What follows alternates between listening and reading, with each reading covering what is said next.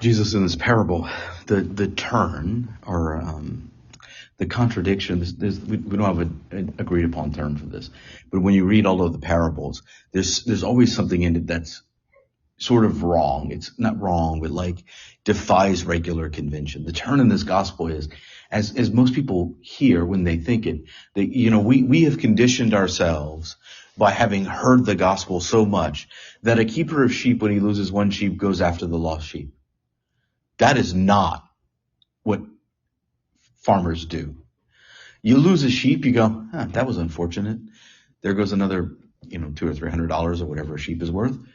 Oh well. And then you move on with your life, and you retrain your dog so that you don't lose any more sheep. That's what that's all about. Because sheep are so dumb they're going to wander off on their own. You don't do this. And Jesus is saying to them, any of you, think about this. What would happen if you had 100 sheep and you lost one? Would you go after it? No. But the Father does.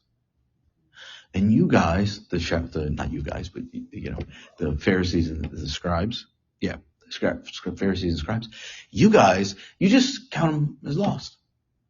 You write it off. Okay, no problem. These souls you write off as lost too. And, even if you can't be the ones going after them, again, scribes and Pharisees, right?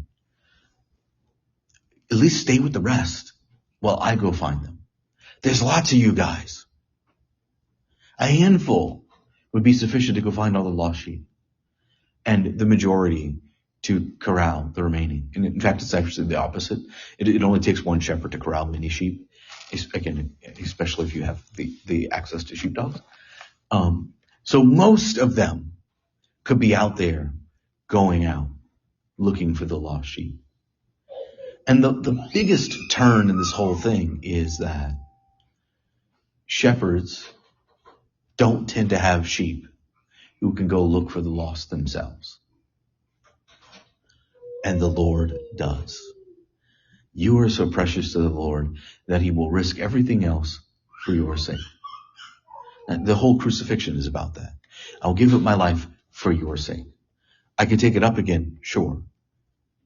But it's still for your sake. Now imagine, we're the sheep, right?